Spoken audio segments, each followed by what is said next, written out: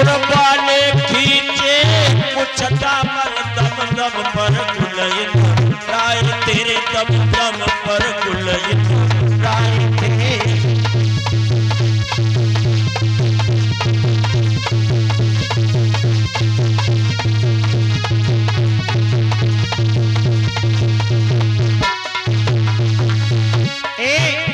क्या छटा है चमन ऋषि के बाकी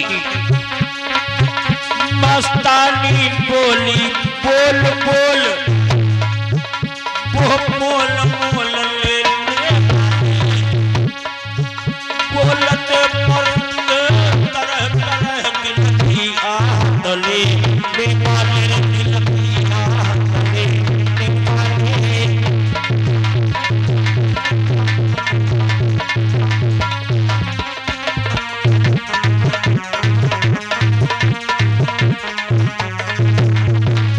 सारी सेना को लेकर के राजा बढ़ चलो अगारी है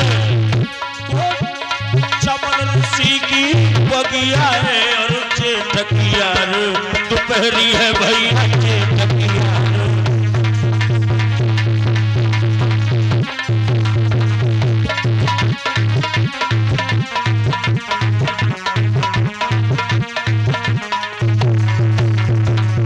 श्रोता बंधु चमन ऋषि के बाग में पहुंचे हैं तो मौसम बहार है कदम कदम गुलजार बहार में आए हैं।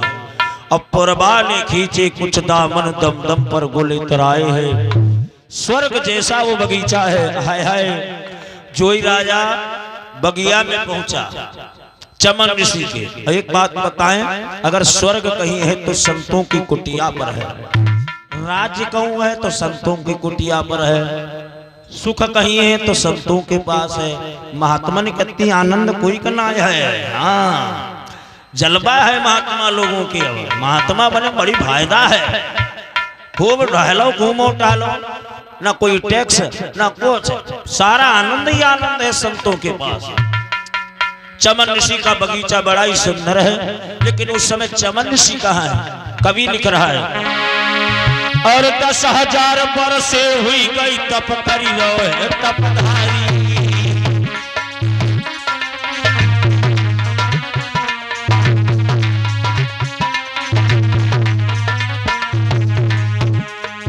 10,000 बरसे हो गई है महाराज चमन ऋषि को तपस्या करते करते।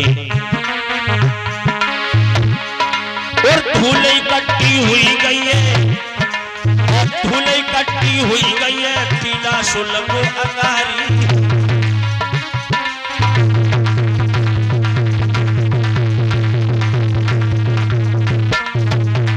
भैया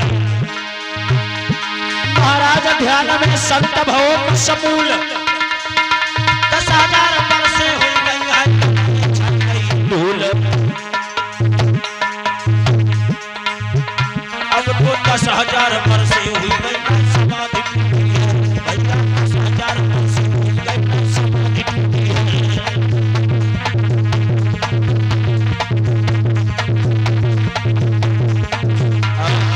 महाराज चमन ऋषि को 10,000 वर्षे व्यतीत हो चुकी हैं बगिया के बीच में तपस्या करते करते।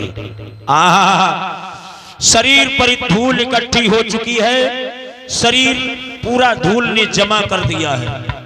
शरीर पर ऐसा कोई अंग नहीं है जहां पर धूल न जमी हो, कहीं से कुछ दिखाई नहीं दे रहा है। लोगों तो चमन ऋषि को प्रकाश के द्वारा भोजन मिल रहा है, आंखें केवल खुली है, बाकी सारा शरीर मिट्टी ने ढक लिया है। इधर चमन ऋषि बगीचे में तपस्या कर रहे हैं, 10,000 वर्षे हो गई है। और इधर राजा जवानों को लेकर के जब बाग में पहुंचा, बाग की सुंदरता को देख करके महाराज शरियाप सोचने लगे लाओ थोड़ी देर यहीं पर विश्राम कर लिया जाए। राजा वहीं पर आसन लगा देता है। नींद आ गई लेकिन लोगों वो साथ में जो लड़की गई थी 12 वर्ष की सुकन्या, बाय नींद नहीं आई। नींद कैसे आया? देखो नींद हर उम्र पर नहीं आती है, नींद का भी एक समय है। नींद कब आती है? एक लाइन लिखी है हमने, जवानी में कर सोओगे बुढ़ापा देख के रोओगे।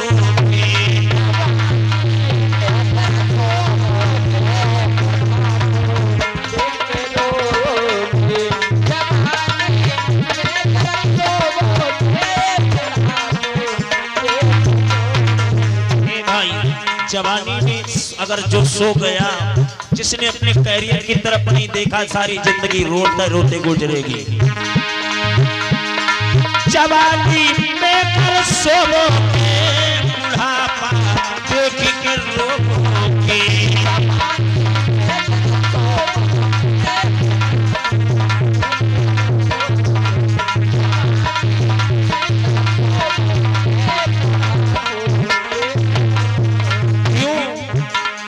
जवानी में नींद अधिक प्यारी,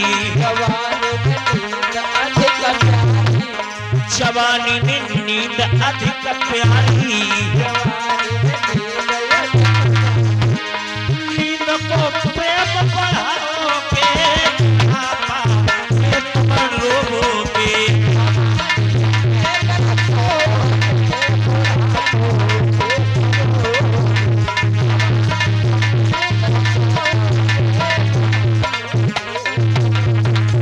जवानी में गर सोओगे तो बुढ़ापा देख के रोओगे। जवानी में जिसने अपनी जिंदगी की तरफ नहीं देखा तो बुढ़ापे में फिर रोए आंसू नहीं आते भैया। आज सुकन्या को नींद नहीं आई, लड़कियों से बोली है बहना, ओए हमारी इच्छा है, क्या इच्छा है? चलो कोई खेल हो जाए। हाँ हो जाए। खेल? हाँ, क्या खेलोगी? हाँ खेल, हाँ आइस पाइस खेलना चाहती हूँ। क्या? आइस पाइस ये क्या होता है? ये लुक्की चोर, लुक्की चोर। लुक्की चोर? क्या मतलब एक चोर बनेगा बाकी सब छुपेंगे? बाकी सब छुपेंगे, एक ढूंढेगा। अच्छा चोर कौन बनेगा? चोर? हाँ। चोर चोर देखो ये बन जाए। ये तो चोर वैसे ही लग रहा है। अच्छा हम चोर हम बन जाएंगे। हाँ तुम बन जाओ, तुम ढूंढ जल्दी लोगे। और क्या? आहा खेल होने लगा, सारी लड़कियां छुप गई हैं, एक लड़की चोर बन गई। आहा सुकन्या वहीं पर जाके छुपी है जहां महात्मा चमन ऋषि तपस्या कर रहे हैं। ए भैया, अब वो लड़कियां इधर उधर छुपी और सुकन्या उसी जगह छुपी है जहां पर महात्मा तपस्या करे, उसी टीला के अड़कन में छुप गई। अब लड़की की नजर धीरे धीरे उस टीला के ऊपर सिरे की तरफ गई, जहां सारा शरीर तो मिट्टी ने ढक लिया है। आंखें खुला, उन आंखों के द्वारा महाराज को प्रकाश मिल रहा है।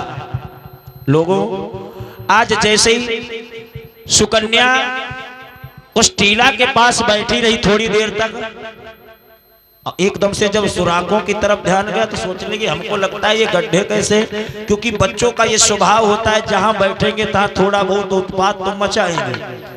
वो लड़की की उम्र वाली है। किया क्या सुकन्या ने? एक लकड़ी लई उठाई रे, बिटिया है भोली वाली।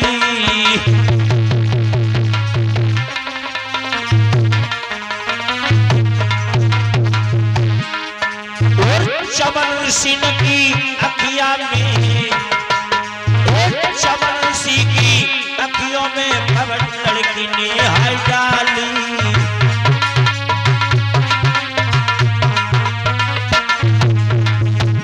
महाराज जैसे ही बिटिया ने लकड़ी उठाया, अब महात्मा की उन आंखों वाले सुराग में डाल दिया।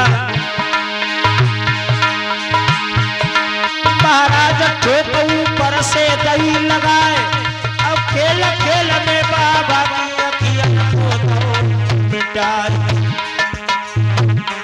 अब खुला को खून को जोड़ से बिटिया के छक्का छूटे, खुला को खून को जोड़ से लगी के छक्का छूटे।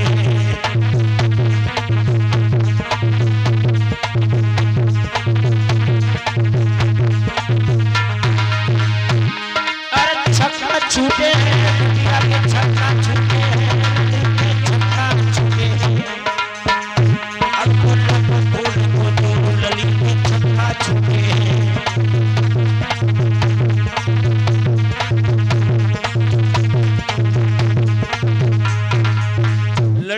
एक लकड़ी उठाई और महाराज चमन ऋषि की आंखों में एक लकड़ी डाली।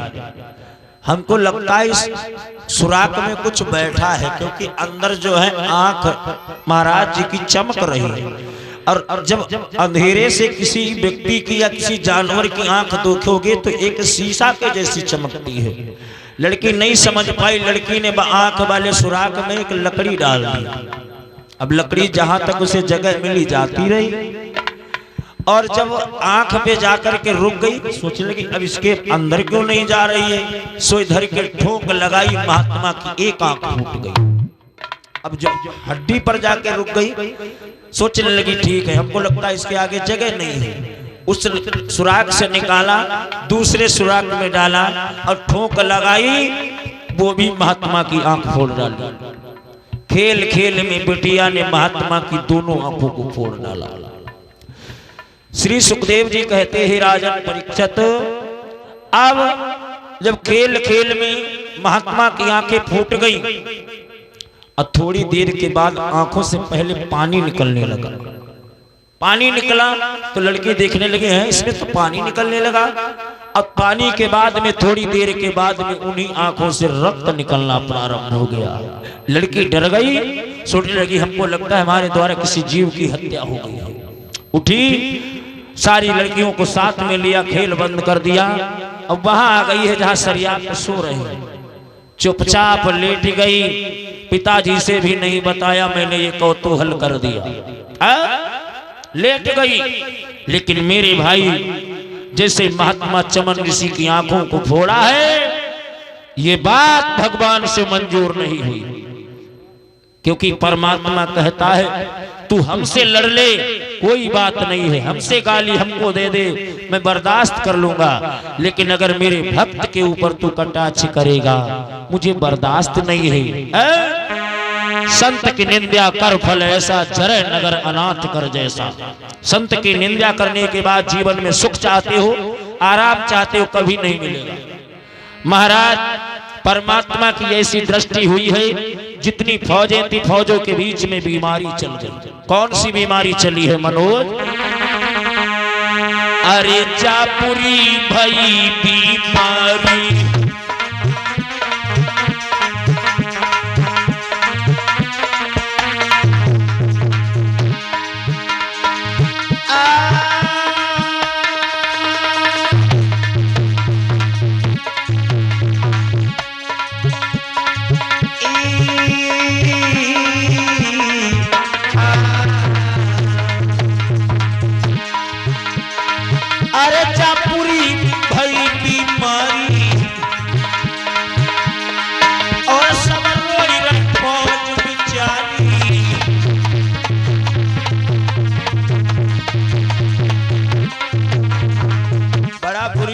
से बीमारी फैल गई। कैसी?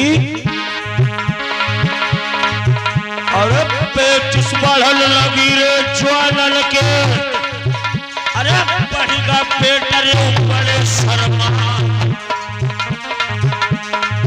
अरे राजा सोचत है मन मने, कैसी हो न तुहार बलवान।